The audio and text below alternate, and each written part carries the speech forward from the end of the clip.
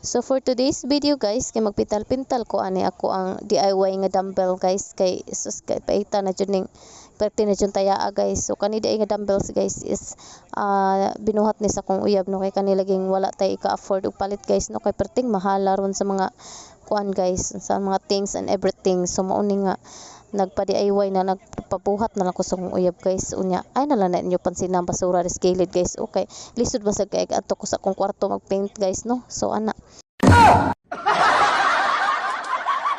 Papa yung video ba? Ay, sorry ka.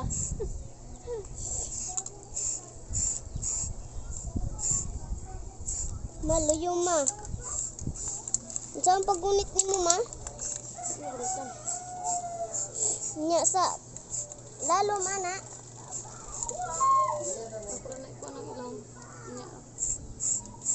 Unya ini uga painitan. So, mana na mga guys. Na, ito na ta